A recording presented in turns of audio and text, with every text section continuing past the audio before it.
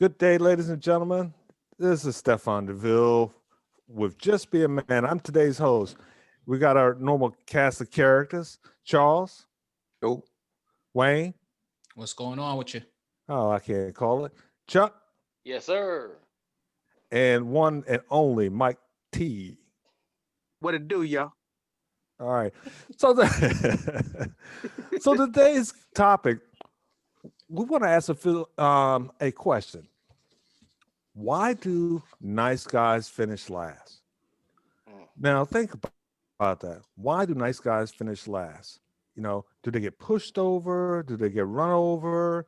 Do they get pushed aside? You remember those nice guys in high school, and the girls wanted the rough guys and the ones that were rough around the edges, may have had criminal history, things of that nature. And you got this nice guy that's going to, he's looking at going to college and doing something with his life, but they want, somebody rough.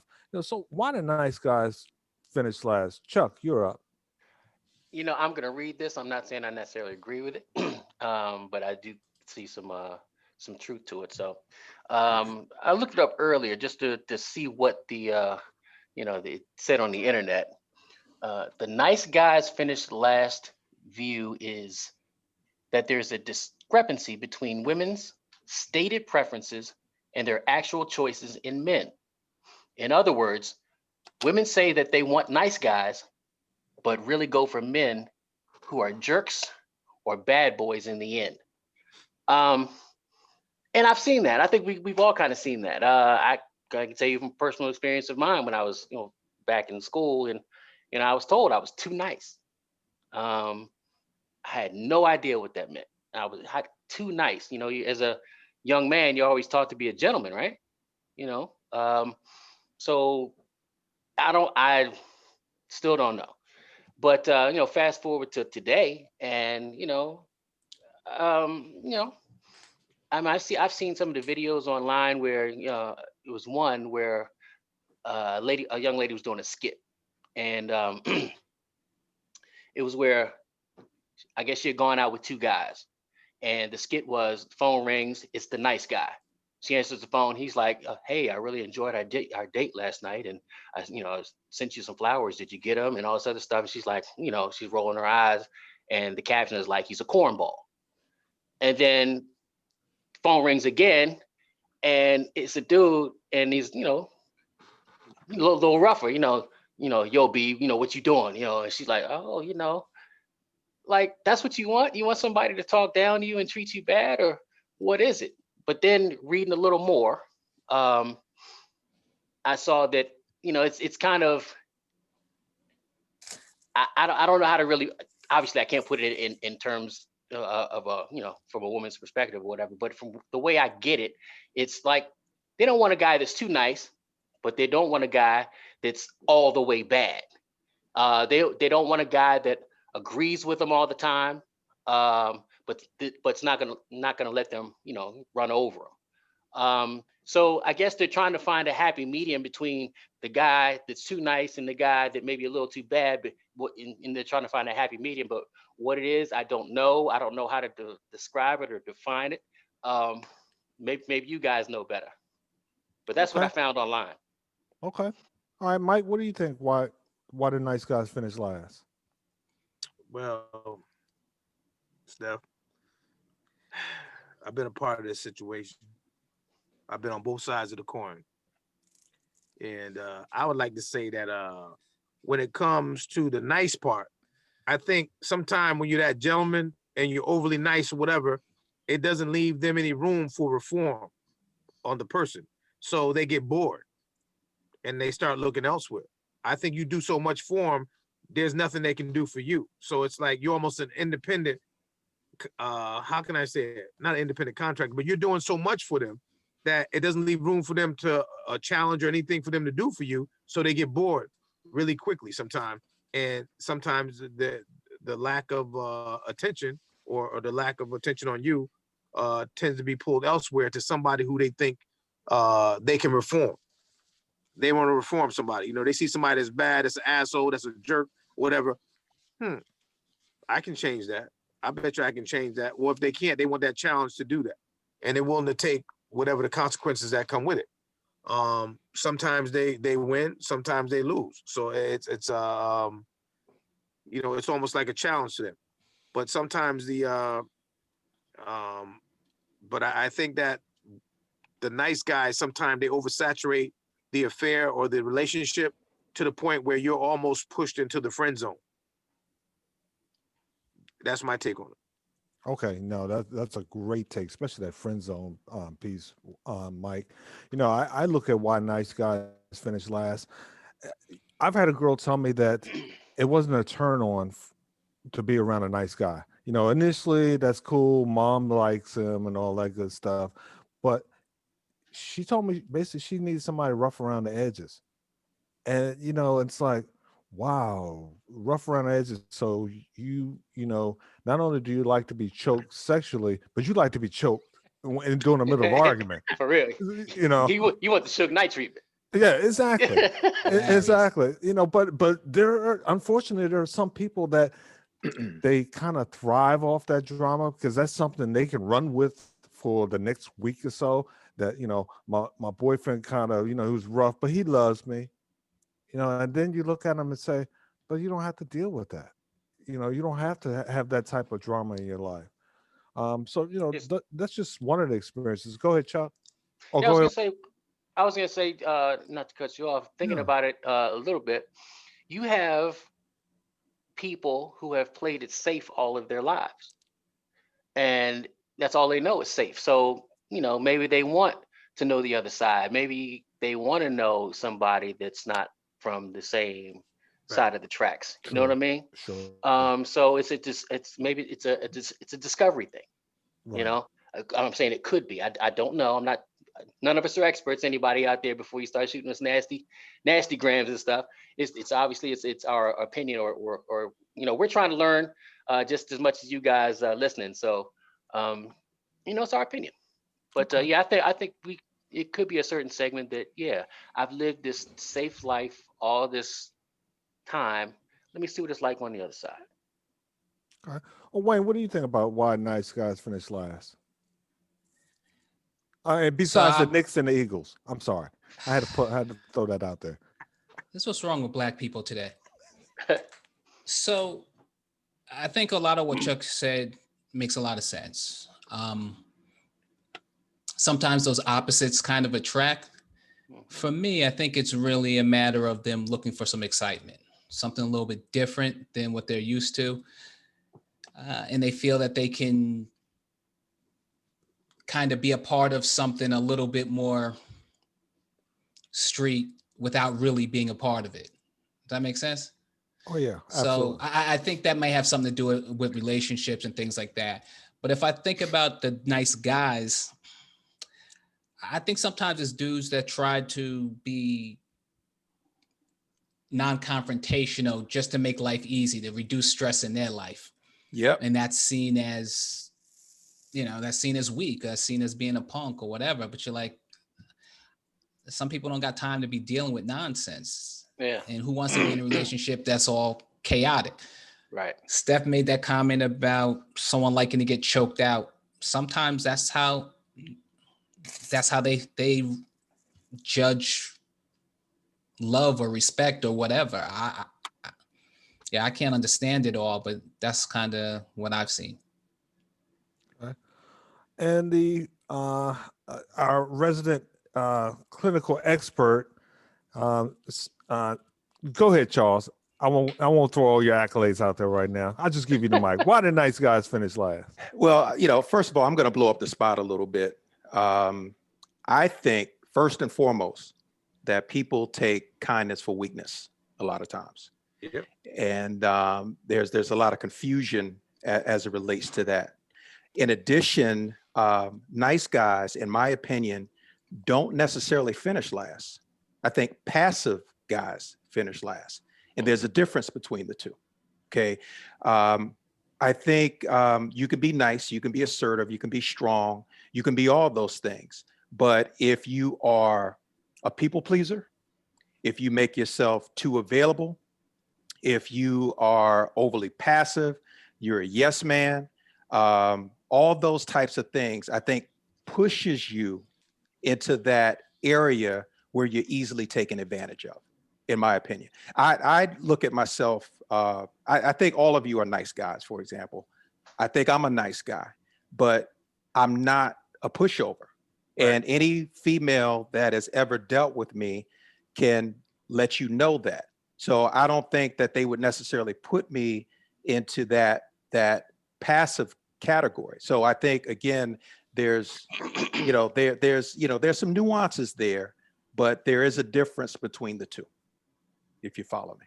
Yeah, absolutely. Go ahead, Mike. You know, what I realized as I used to watch, I used to watch this in high school because I used to consider myself one of the players from the Himalayas. Um, it was the weak-willed nature and tendency to be a pushover that didn't turn the girls on. You know, they love the guy. He show up on time. He get the car, open up the door, whatever. But it wasn't that what they saw. I think it stems from how can I say it? I think it stems from family values, where back in the day, father comes home from work. Oh, I got to make sure your father's dinner's ready. I don't want to hear, hey, I'm home. Everybody, daddy's home, scared, don't do anything. I'm going to tell your father when you get home. I think a lot of women, some of them who are not, and this is like my opinion, who saw their mothers who was a great mom, but they knew their fathers wanted their meal when he got home. He wanted quiet time when he got home. And when they were used to seeing that type of stuff, I think that's what they were looking for. Someone who took charge, and someone who was respected, but also was able to take charge. And I think sometimes that's what they're looking for. And when you see somebody who seems a little bit of weak-willed nature or a tendency to be a pushover, he's good for a certain amount of time, but then they're still looking for that father figure, that connection, that guy that they need to see. Hey, Mike, back to your former profession. Did you find that a lot of kids that were nice kids got pushed over as well? I did.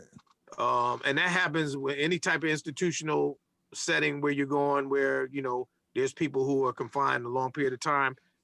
There's always a hierarchy. There's the top dog, the middle dog, and the bottom dog. And somebody is always accountable to somebody else. So that happens a lot. And not just in institutions. That happens in football, baseball, the army. You never know. All these different places, there's always somebody, that has that alpha mentality, but you also have those people who have the weak-willed nature mentality, the pushover. And sometimes people smell blood when they get that type of dude. You can do two things. You can become that dude's friend, and he'd be that dude, that balances you out, or he's that dude that you're going to take advantage of. You see people take advantage of because That's they know right. he's a nice dude. That's You know right. what I mean? So you got to be prepared for that, because somebody will come for you. You got to let them know, yo, I'm cool. I'm a good dude. I'm cool. But I'm not that dude. Right. I'm that medium dude. So don't get me confused with the, there's low, medium, and high. I'm medium. You know what I mean? I'm not that low dude. I'm not that crazy high dude where, I'm that alpha ready to fight, get all crazy. But I'm that dude to know when somebody coming for me, I'm not that pushover guy. Okay. You might, you better off trying Jesus. Don't try me. Hey, look, Mike, I'm not going to disagree with you, but I think you're more like a medium. I'm gonna let that one go. But go ahead, Wayne. So hold Go on. ahead, To Mike's point, I know we've been talking about like relationships and everything like that, but everybody knows growing up in high school, maybe even in college, there's always somebody who was kind of picked on, right? There was that dude who everyone tried to clown and all that other stuff. So, Right. I mean, so that just goes the whole way, right? From elementary through high school, college, and that could even roll into other things. I think a lot of people say a lot of those dudes who had a tough time growing up, those are the ones who become cops, right? They need to get that gun and get that security kind of thing. So that's just something that I've seen too. Okay, Just my Charles. opinion. Yeah, I mean, I've seen what Wayne is talking about, but I've also seen the situations where it's self-imposed. The individual puts themselves in that space because perhaps their lack of confidence or whatever it may be. Again, I think everyone has the ability to balance the two, exercise some confidence, but at the same time, be a nice guy. No woman on the face of this planet, I don't care what they tell you, wants a man that is out there whooping her ass. They don't want that type of Right. dude. Right. They right. do want someone that's going to take good care of them, but they also want someone that is willing to take control over situations. Case in point, if you want to ask a young lady out to dinner, um, you know, be direct. Tell her, I want to take you out to dinner, Right. versus, hey, do you want to go get something to eat? It's a subtle difference, but it's a difference nonetheless. It makes a world of difference to the ladies that you're interacting with. It's just a matter of being confident, being straightforward, letting them know what you want, but at the same time, you're being strong, you're being honest, you're being caring, you're being all those things that nice guys are. But the difference is you have that confidence about you. You have that directness about you, and you're not putting yourself in a situation where you're Mr. Pushover all the time, where you're Right. always available. You're always saying yes to whatever she wants. You're always smothering her. You're always calling her, always texting her. No woman wants to be put in that situation ever. Mhm. And so, unfortunately, we call it being nice or whatever the situation may be, but in a lot of cases, you're making yourself look bad. It's Mhm. self-imposed. So that's what I have to say about that. Go ahead, Mike. Yeah, man. I was just gonna say, I'm gonna bring it back to Red Fox, Sanford and Son. Woodrow, the Woodrow syndrome. Esther's husband, she used to push over all the time. Woodrow. She used to yell his name. Yes, he run around. But I don't know if y'all remember that situation where Woodrow finally stood up to her and he said no. He started yelling at, "We're gonna do this or whatever." My thing is that they're always looking for that. They're looking for you to stand up. They're looking for you, like Charles said, to take charge. And I call it the Woodrow syndrome. Don't be Woodrow. Don't be a Woodrow, man, because I see it. You know what I mean? You can't be Woodrow.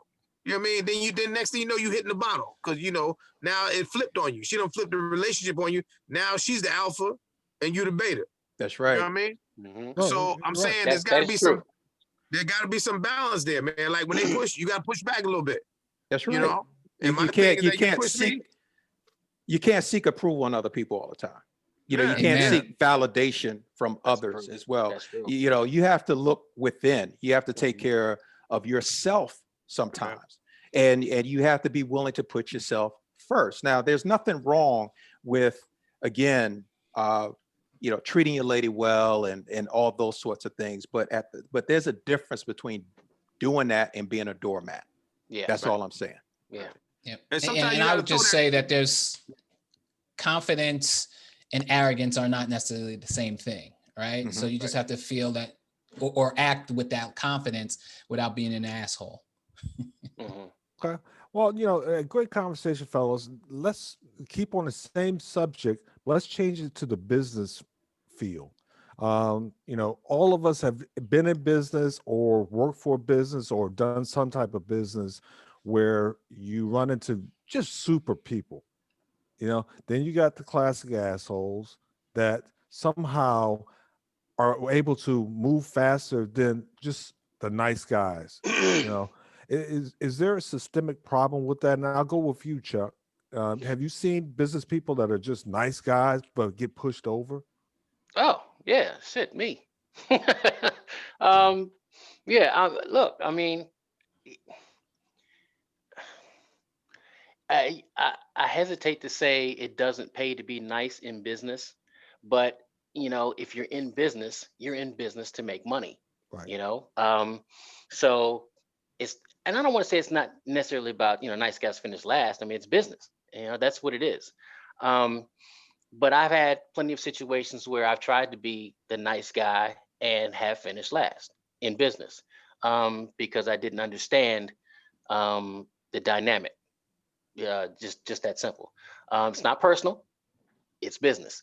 But if you're too nice or if you're too accommodating sometimes, and you're competing for the same, let's say, contract with someone, it could be viewed as your company not being as strong, you know. Um, and if you're going into business with someone, and you're spending your money with this company who's providing a service for you, you want to make sure that out in the marketplace and whatever your business realm is, if they're representing you, you want to make sure that they're going to be your advocate. They're going to fight for you. So upon your first meeting with them, like if I'm trying to decide what company I'm going with, and I set up you usually set up a meeting with 2 to 3 people or companies, whatever, and that's one of the things it's one of those intangible things that you pick up on. You feel it when somebody's sitting across from you and they're giving you a presentation and they're confident in that presentation. And so yeah, it can. I think nice guys can finish last in business if they're not business savvy. Mm-hmm. I mean, you can be nice to a point in business, but and that's another thing. If I'm dealing with someone and they're too accommodating and they're willing to drop their price just to get my business, and I got to think twice about that. So it's a lot of factors in that. But yes, if you can be too nice in business, and it can be come back to bite you in the ass. Mm-hmm. Charles, what do you think about it? As a former communications executive, have you seen that in the business world? Oh, absolutely. I mean, it could be dog eat dog in the business world.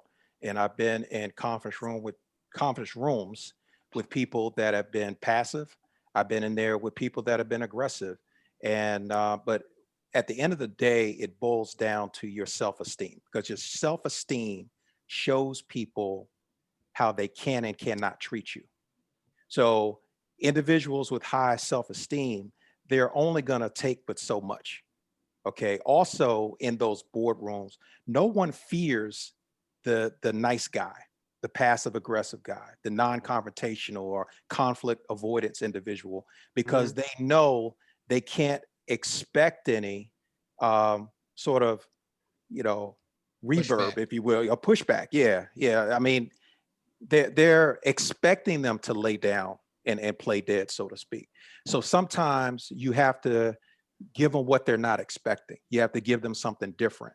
And that's the way you exceed in business, is that you have to show them that, you are just as valuable, that you are just as important, that you bring something to the table, and you're willing to articulate that. Now, the same thing, we're talking about this whole nice guy syndrome. The same thing happens with um, introverts, because those are the individuals that tend to sit quiet.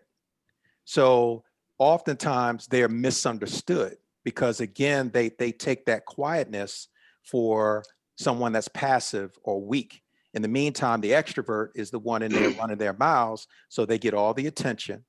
They tend to get what they want because they're the squeaky wheel who gets the oil. And There you go. so it's a matter of, again, Idiom. that happens in business all the time, to answer your question, Stefan. A nice Okay. idiom there, Charles. We talked about idioms there in class, brother. That was a nice idiom. Squeaky wheel gets the oil.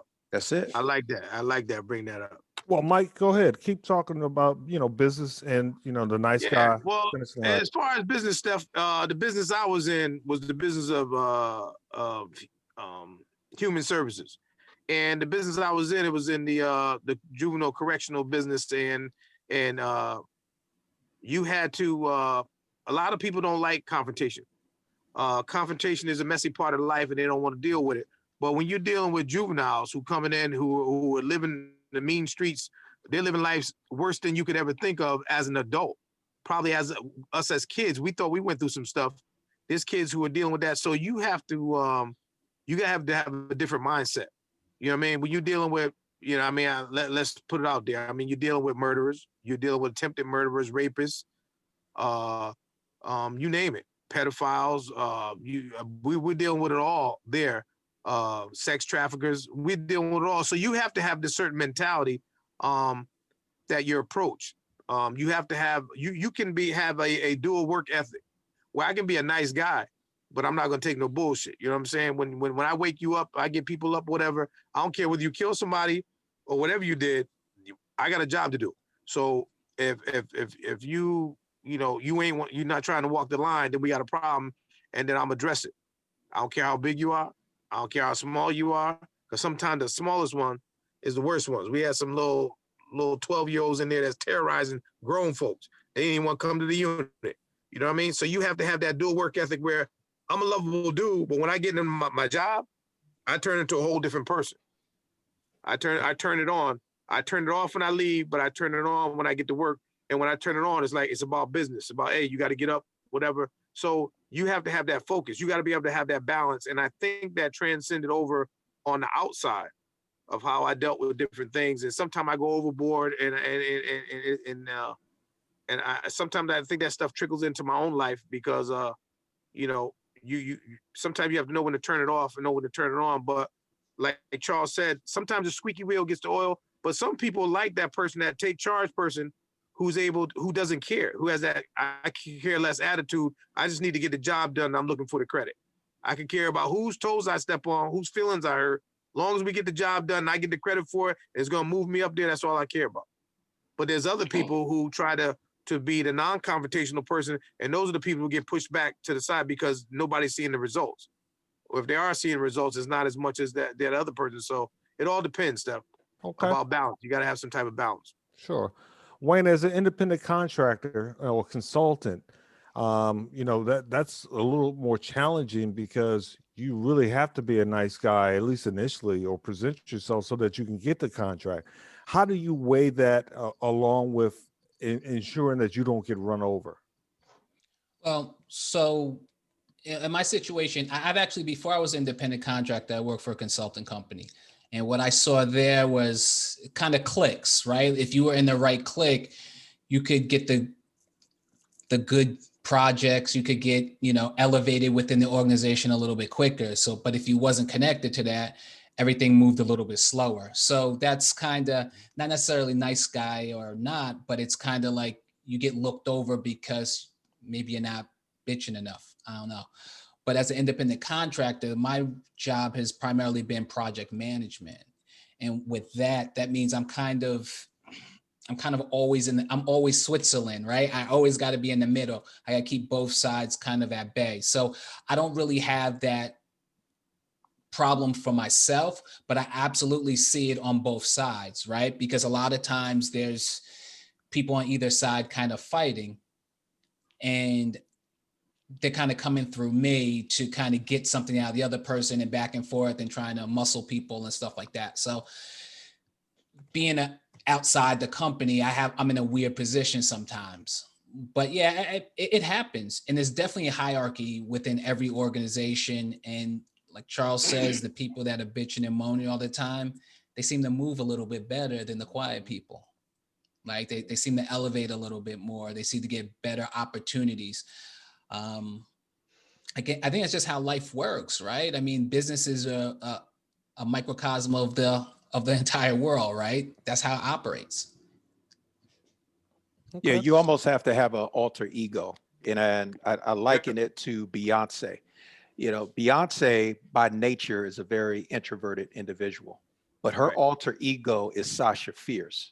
And when Yep. she's on that stage, she is as bad as it comes as far as her entertainment skills.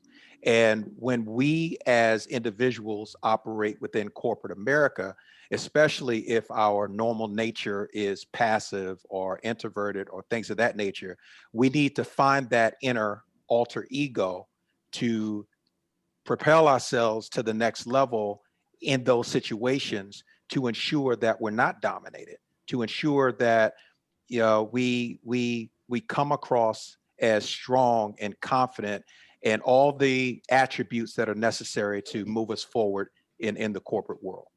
Okay. All right. Well, I'm going to close out, and we're going to go to the younger generation because I think you just brought that up, Charles. My former profession was the United States Army as an officer. I was typically viewed as a nice guy, but I never allowed anyone to push me over. If you allow someone to push you over, that's the end of your career. I had no problems in challenging my subordinates. I had no problems in challenging my peers. And I even went after people that outranked me because sometimes you got to inform them that you know what you're doing. Give me an opportunity to exceed, or sometimes you got to pull them aside and say, "Hey, boss, you're screwing up big time, and this is why." And provide them solutions, because if you're a nice guy in the U.S. military, or you're going to get passed over, you're going to get pushed over, you're going to be pushed out. It doesn't mean that you have to be in a clique, because of course cliques exist within the military ranks. But you got to ensure that although you're a nice guy, um, you have expectations, and you have you have the merit to express yourself and push things forward. And quite often, those officers have been the most successful. So, the last thing I want to talk about is, how do we teach the younger generation to avoid this pitfall? You know, all of us have, well, I have two daughters, but everyone has at least a son in this group, as well as even, our daughters. We don't want our daughters to be nice ladies and get pushed over, and then we got to whip somebody's ass. So, going with the guy that has the youngest, Mike, how do you ensure that Xavier, is it doesn't become the guy that finishes last? Or Mikey? No. Damn. I was gonna say I try the best I can, Steph. Due to the fact this is a long distance relationship, I try to do the best I can with dropping knowledge on the young man, in regards to knowledge is power. Know yourself. Have self-esteem. Once you have positive self-esteem and you know yourself, and you project yourself, I mean, you feel confident, you'll be fine. But as long as you are laid back, or you let somebody emasculate you, which is a problem for young men, especially if they're, unfortunately, if their head of household could be a male or female who emasculates them, don't let them be who they are. Those tendencies tend to carry over into their adult life.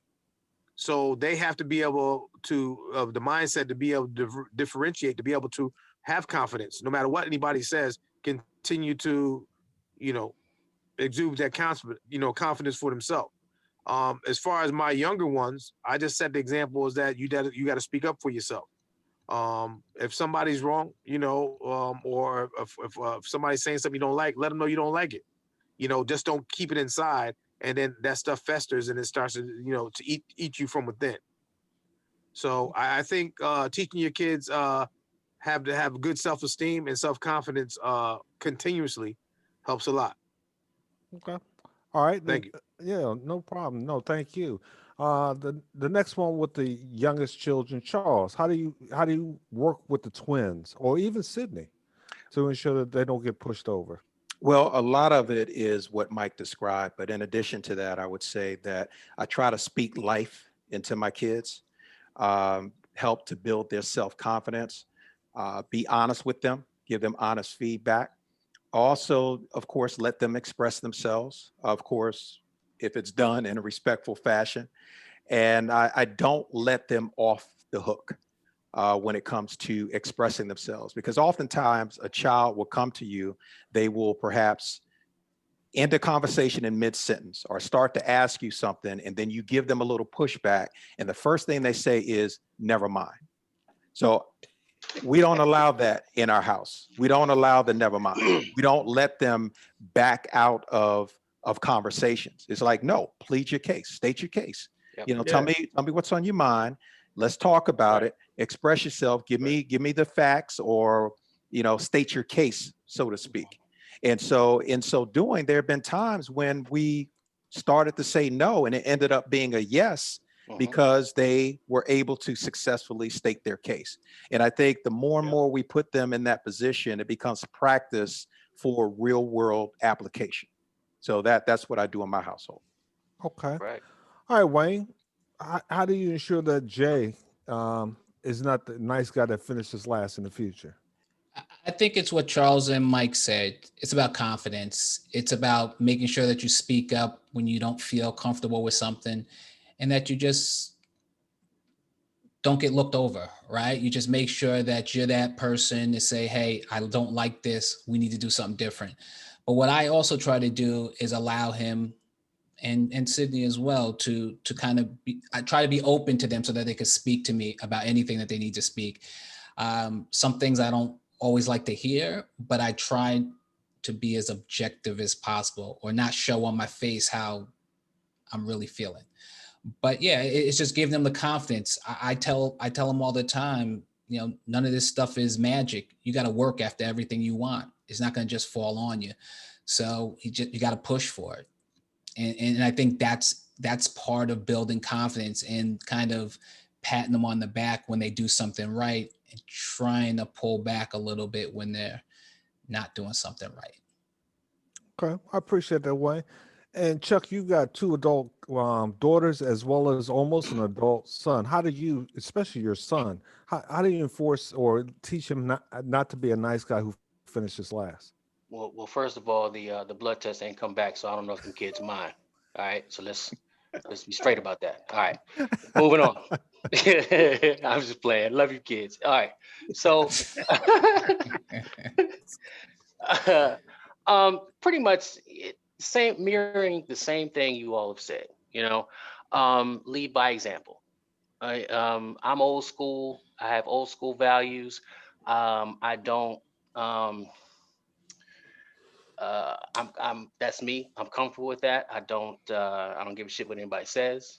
I'd never spared the rod, but then again, I didn't have to really spank my kids. I had three kids, and the first one, unfortunately, was the example. She got spanked one or two times, but the other two were like, I don't want no parts of that. And you know, I and that's when they were younger. I haven't had to spank my kids since they were, and again, my oldest is about to be 27. All right. So and I can tell you, I think I've had to spank my oldest maybe four times total. So um lead by example. Um be also a married example, married to my wife. My wife, for example, if my wife, me, my wife, and my son are out, you know, when if my wife and I we go out, she doesn't touch a doorknob. I'm a gentleman. That's me. I got old school values. That's how I'm raised. Well, when my son goes out with us, um, my job is over. It is now his job to open the door for his mother, make sure she gets in the car safely and all that, and make sure cross the street, all open the door for her, close the door, all of that. It's Does he pump the gas too? damn right. Okay. Damn right. I bought the car. At least he can do is put some gas in it. I'm paying for the Aaron, gas. yes, sir. But when he's with his mother and I'm not there, yes, he pumps the gas. He does the same thing. He opens the door for her, whole nine yards. We've been doing that ever since he was old enough to understand that that's his role as a young man. We treat women like queens. That's what we do. There are some people that don't deserve to be treated like a queen, but but you're not. You still have to be respectful to them, but you have to train your children. That's what it is. I don't care what anybody says, man. You're raising your kids, but you're also training them Yes. to be productive members of society, to represent not only themselves as well, but their families. Those are my values. My mother used to tell me all the time, you know, um, don't be out here messing up my good name. All right. And that stuck with me. Back then, especially, late 60s, early 70s, we still had a lot of stuff going on back then. So my mother's like, no, all we got is my good name. I'm not gonna let you mess it up. And every time I left my house, I was a representation of my mother, my family. I took that Yep. very seriously, and I passed it on to my kids. Facts. Um, After talking to your kids, listen. That's the part that so many of us as parents we miss. Listen to what your kids are saying. I'm guilty all day long. I am guilty of not taking the time to see the signs, maybe recognize the signs, and hey, how was your day? You look a little troubled. Tell me what's on your mind. What's going on? Your children, um, they are little representations of you. They are caring, thinking individuals. But sometimes we just have a habit of seeing them as our kids. Oh, that's just what they do. That's our kids. The, those are the kids nowadays. That's what kids do nowadays. Talk to your kids, man. You'd be surprised. There's a lot of influences out there that you're not even as I'm still As much as I'm on social media and stuff, I'm still learning about a lot of the dangers on social media, some of the dangers in the schools. Right, we're quarantined right now, but then kids are on, like my son, he's on this app called Twitch. You guys ever heard of this stuff? Twitch? Nope. Yeah, it's like a gaming site, whatever, but you can interact with other people on there and stuff like that. You got pedophiles and stuff like that on there, and they're in there and they're interacting with some of these kids and stuff like that. They've been called out. So, you got to talk to your kids about these things. We don't know a lot of that stuff, man. And I'll wrap it up. But Charles said it. Make them stand up for themselves. My son he's just a perfect gentleman. I love him to death. And one of the things I do have to work with him on is his, standing up for himself. It's not necessarily that he's not standing up for himself. It's just that the lesser of two evils is, you know, if I just concede, there won't be any confrontation. Well, sometimes there needs to be confrontation. If someone has done you wrong or has wronged you, you throw your hands up, you've opened the floodgates for them to do that to you over and over again. So you have to stand up for yourself, and you have to talk to your kids about that and make sure that they are standing up for themselves. And a big one is still sibling rivalry. You know, your older kids are kind of muscling your younger kids, so then your younger kids don't feel that they're empowered to speak up because the older kid is usually one that's in charge and all that. So there's a lot of dynamics to it. But I think it's all in educating yourself, educating your kids, that marriage between the two, you guys sitting down talking, and we can talk about this forever, man. But that's pretty much my take on it. Well, I appreciate it, and I'll close it out. I'm fortunate. My girls are older, almost 28 and 22. But I've watched them grow, and they don't allow anyone to push them over. And I'm not sure if it's because of my influence or their mother's influence, but they have no problems of laying someone out in both languages, to include a third language if necessary. I watched my oldest go after somebody in my presence, someone that I was dealing with, go straight after, didn't care. So she's not going to be pushed over, and the youngest won't say anything, but she'll address it with me. So, like Chuck said, you just got to listen to your kids. All right. So, look, guys, what we'd like to do is just go ahead and close out this segment of Just Be a Man when we talked about why the nice guys finished last. We believe that nice guys will finish last, but nice guys will also finish on top if they allow themselves to do.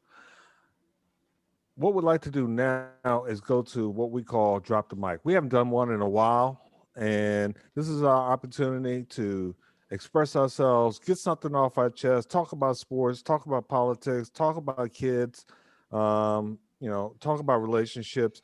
So at this time, we're going to send the first drop the mic to Wayne. Hey, Wayne, drop the mic. All right, thank you for that, Steph. First off, I'm going to say vote, vote, vote, vote, vote. I know I say that all the time. But I want to go to this. Many of you may have heard one of our things we did a while back called Punk Ass Kids. Yeah, I think we need a part 2 to that. Okay. So, all right, we'll arrange that. Here's an example. So, in the current situation of schooling in Maryland, these kids have my son has 4 classes a day, a 9 o'clock, a 10 o'clock, a 1 o'clock, and a 2 o'clock. That's Monday, Tuesday, Wednesday's a study day, Thursday, Friday. Picked my son up this week on Monday after school, and I don't find out until Tuesday morning that he was absent from school on Monday. Did everybody hear that absent from school? And Yeah. No one's going to school, right? Right. Because he's got classes Monday, Tuesday, Wednesday's a study day, Thursday and Friday, 9, 10, 1, and 2. Dude. So I get an email from the system saying he was absent from school, right?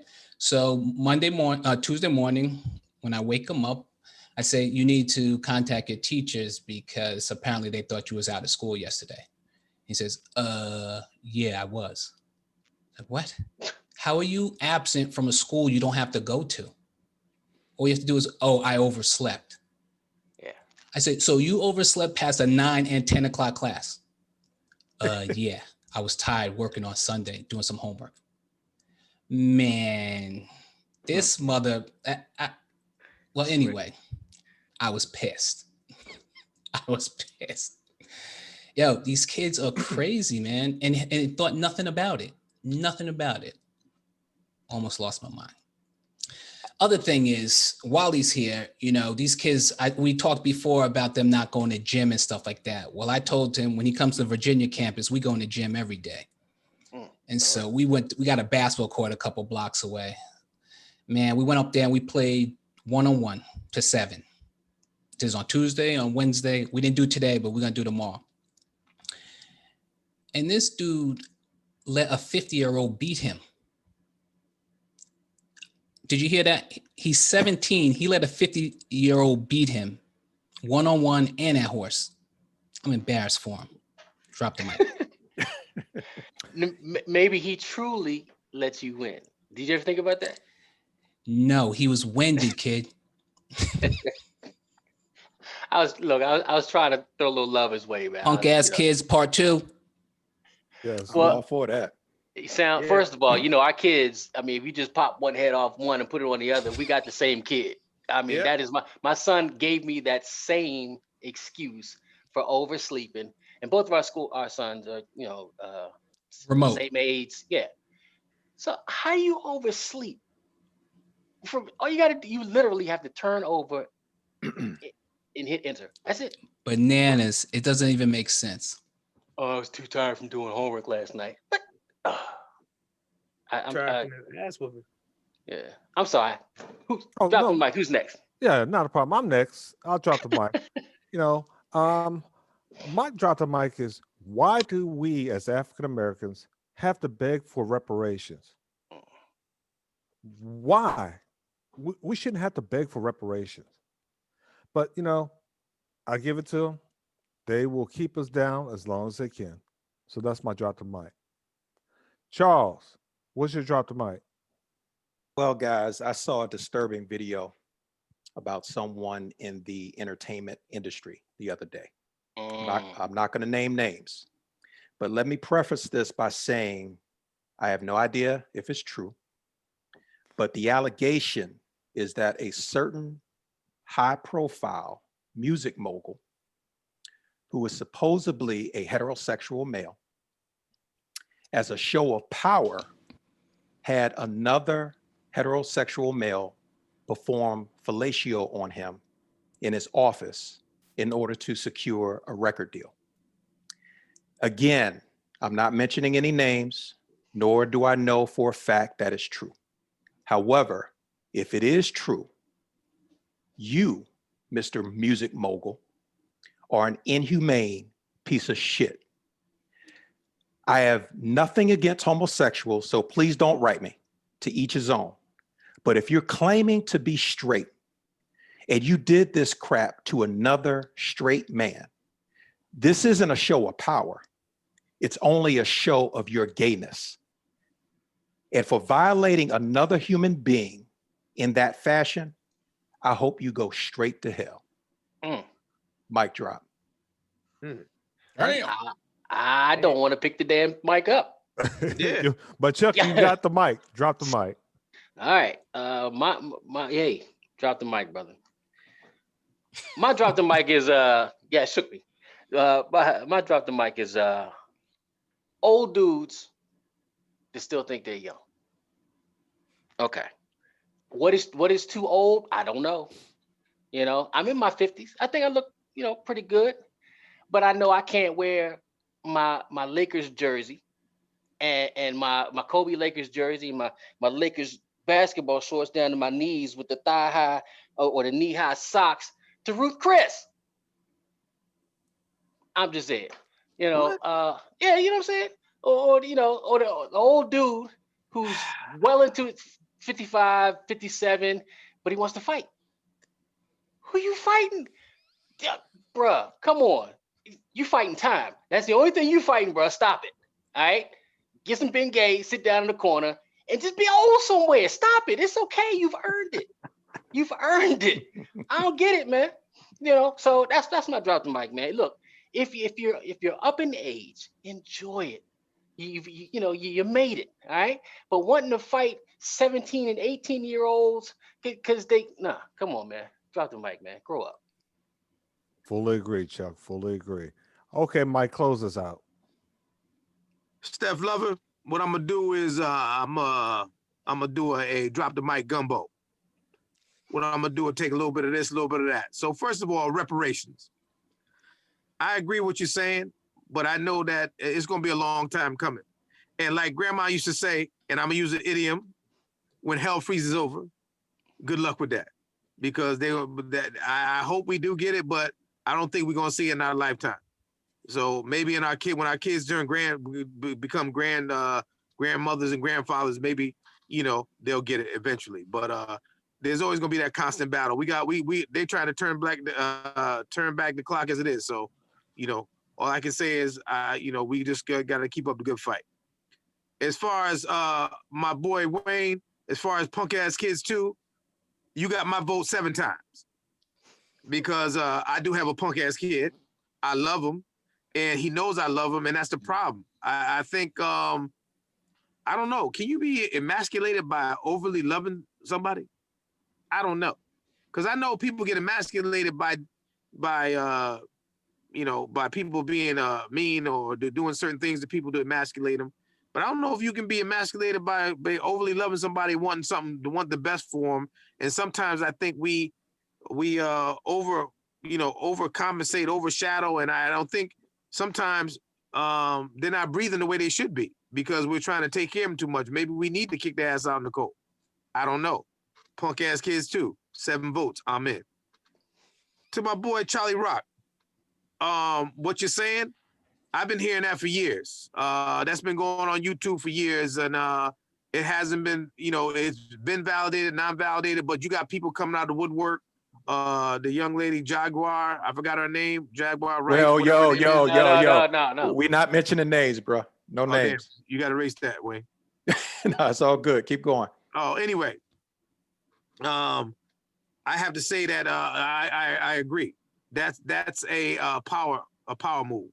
When somebody does that like that, whether they're gay or not, it doesn't matter. Whenever you're willing to go that far, your mental. We're talking about nice guys finish last. That has nothing to do with that. That person is way beyond that. We talk about alpha. We're talking about alpha extreme plus. Someone who's a whole different realm, a whole different subculture. Anybody that can do that and still continue to think that they're one way and they're doing something another way, no. Nah, man, that's some serious serious stuff right there. And like I said, what's in the dark gonna come to the light. No doubt. And to my man Chuck Nice, I was gonna say, Chuck, that I agree with you. Some dudes gotta know when to hold them, know when to fold them, bro. Listen, put the jersey up. Listen, I wear my jersey at home now. I'm not gonna wear it out. I might wear it to take out the trash. I bring it back in. We watch TV, whatever. I'm not gonna wear a jersey to Ruth and Chris Steak. Come on, man. Come on, man. I mean, embarrass your wife by wearing penny loafers or something with pennies in them. You know what I mean? But don't come on, Laker uniform with socks at Ruth Chris. Come on, come on, man. Damn, every time we fight the power, somebody always got to take a rung out of the ladder. So we got to step up higher. You know what I mean? So I get it. My thing is that, listen, you grow old gracefully. You know what I mean? What are you gonna do? Accept it. I accept mine. Listen, I'm almost the speed limit, but I stay in my lane. But you know what I mean?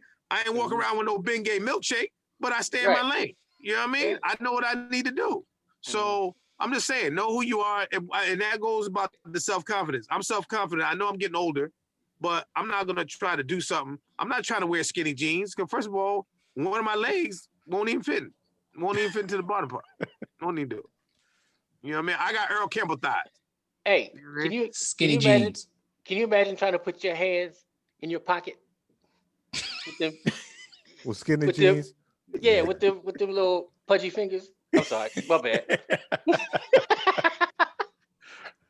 Yeah, so what I want to say is, with the gumbo, man, I stirred the pot around or whatever, but I just want to say that everybody has a valid point. And like I said, man, sometimes, extreme measures call for extreme circumstances and everything else. But Drop the mic. That's it. Well, appreciate it, Mike. Ladies and gentlemen, that concludes our episode today. At any time, anywhere, you can check us out on different podcast services, throughout the world. So if you just happen to be flying to Kuwait or Iraq or Afghanistan because you're deploying, hey, check us out. If you're in Korea, hey, check us out. If you're in a submarine down below, hey, check us out on the podcast. Or if you just happen to be in New Haven, Connecticut, hey, check Uh-oh. us out. Mm. So with that, we sign off with love, peace, and happiness, and hope that you have a great day. Goodbye. Deuce.